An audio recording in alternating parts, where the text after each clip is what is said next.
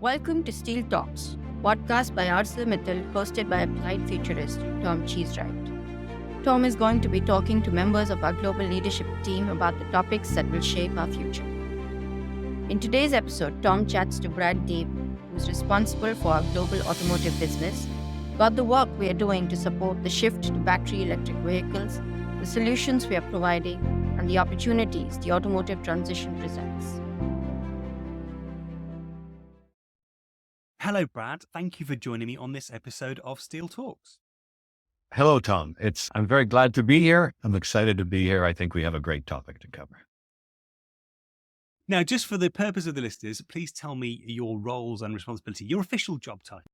Brad Davey, head of corporate business optimization at ArcelorMittal.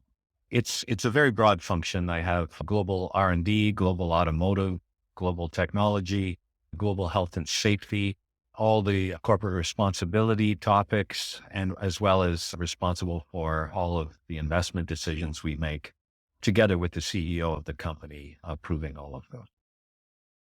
That's a broad remit, and which makes you the perfect person to answer some of these questions. We're going to be talking specifically today about the automotive sector. And I wanted to start by looking back a little bit and understanding why we are where we are today, because the last 50 years has seen a huge amount of innovation in materials science. When there's been so much conversation about aluminium and about composites, why is it that most cars are still made of steel? Tom, that's a great question.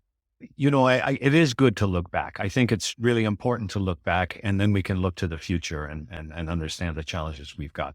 You know, the automotive industry is the most engineering intensive industry in the world, and always has been. The amount of engineers trying to optimize the solutions for automotive and keep it affordable, it's just mind-boggling how much has happened. So given that type of environment, the fact that steel has remained a material of choice is a huge compliment to steel, and it's an amazing accomplishment. So we've been battling fiberglass, aluminum, carbon fiber, composites for the last 50, 75 years. In fact, early in my career, in the early 90s, there was a period where automakers were again considering the move to aluminum. And the steel industry came up with the ultralight auto body. And all of a sudden, automakers took notice again. You know, sure, we can all look back on the history and realize that vehicles did not make a big move to aluminum because automakers realized that steel can and does keep reinventing itself. I guess in many ways that competition is a really great spur to do that. It's what drives that continued innovation. Drive for lightness, for example. Yeah. I mean, sometimes, you know, people or industries or whatever are afraid of competition. I think we embrace it. Certainly at ArcelorMittal, we embrace it. We know that every day we're out there competing. We know that every day our customers are going to face new challenges and place new demands on us. And these demands are new because what we did yesterday doesn't meet the demands of today. So these challenges are wonderful. This is what should get us up in the morning. This is what should drive us in everything we do. And at ArcelorMittal, we don't take lightly the fact that we are the world leader in automotive steels. We don't take that lightly at all. And we're not, conceited about that in any way. We take that as a position we need to defend, and it energizes us for tomorrow. So fast forward another 50 years then, we can expect the design requirements for vehicles to have changed quite a lot. We've got autonomous vehicles, maybe not on the near horizon as some thought, but certainly on the horizon. Will we still see steel as the dominant material choice? So, yes, you will see steel as the dominant material choice. And I think, you've raised the point. We look over the years at automotive and we say, wow, the advancements are faster than ever before. And you think this is going to come to an end, but actually it is not for the foreseeable future. The challenges the automakers have in terms of ecological goals that they have, emissions, CO2 emissions through the whole supply chain, not just in the in-use phase. The challenges in front of them are the biggest they've ever been. And ultimately, when you look at all those challenges, maybe the biggest one they still face is how can they accomplish all their goals and keep a vehicle affordable for the mass public? And so again, I see, an unbelievable set of challenges. I see that steel has to keep reinventing itself. The beautiful thing about steel, and all our physical metallurgists tell us every day, is it's the material that has the most opportunity to keep reinventing itself. But I want to raise a second point. It's not just about the steels themselves. ArcelorMittal has spent a lot of time and energy in developing the skills to go right down to vehicle design. So we have full simulation capabilities that can look at the structural integrity of a vehicle and then test it against things such as crash, which is the most complicated.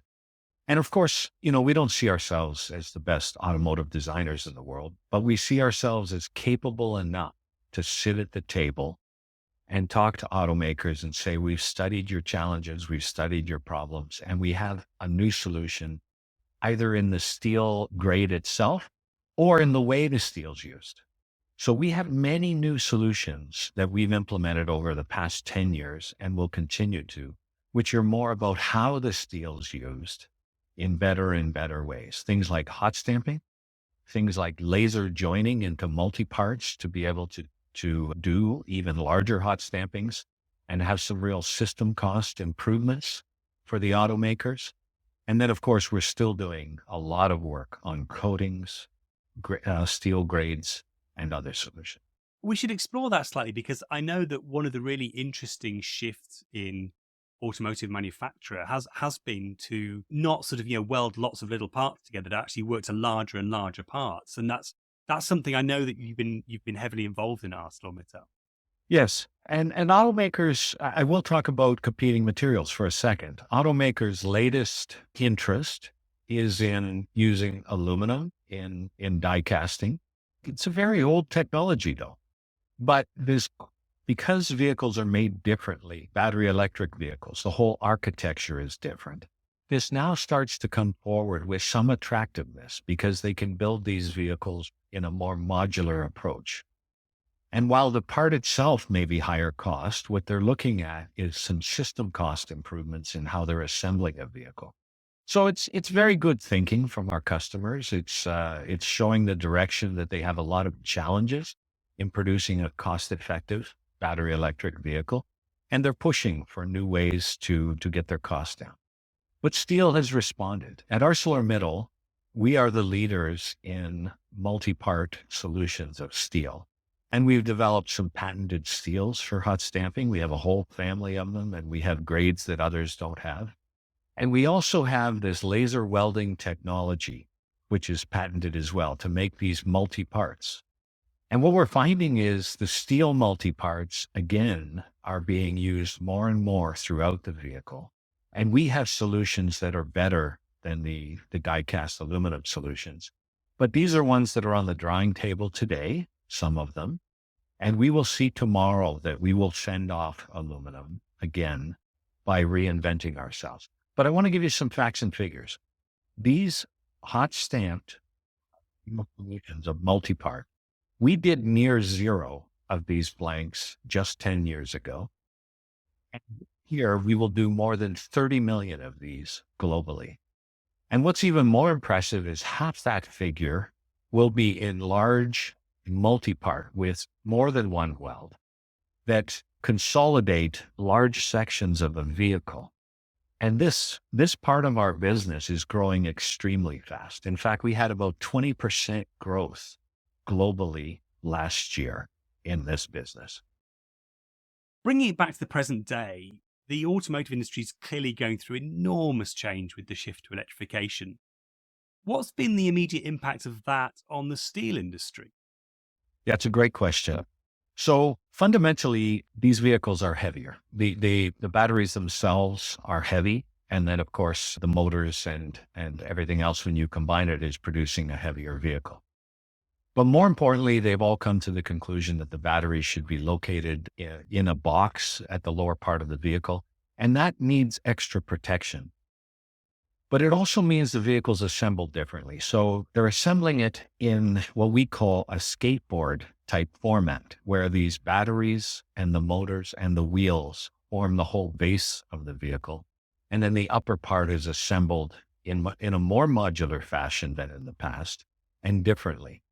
So the vehicle design is different, it's heavier, and it's being assembled differently. So all three of these present challenges for the steel industry.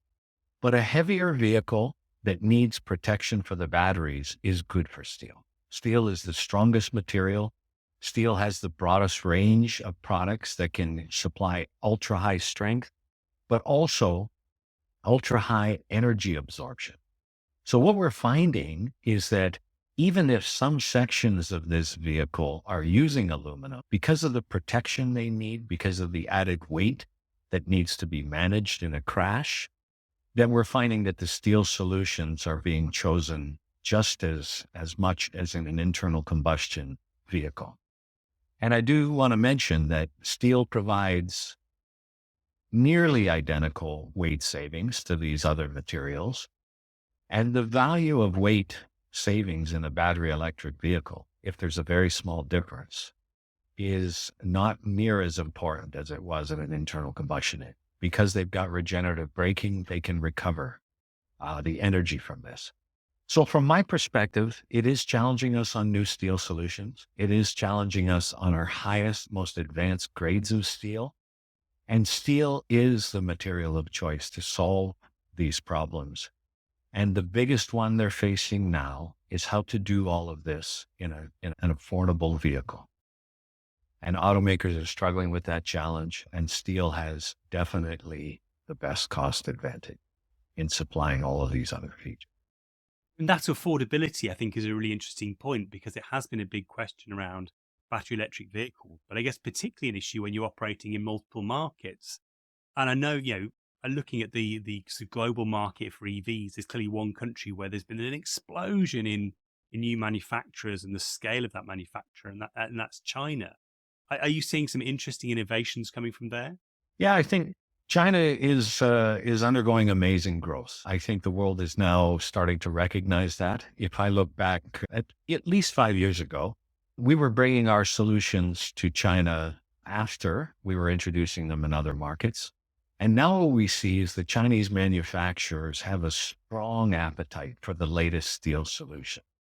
And many of their vehicles are using what I call the richest mix of our most advanced high strength steels. So my real message to all automakers is really pay attention to steel. Steel is innovating. Steel has got the solutions you need. And don't be afraid to adopt the most advanced solutions we have, because it seems the automakers that are doing the best are adopting the best technology as quickly as possible. And steel has the best technology for their vehicles.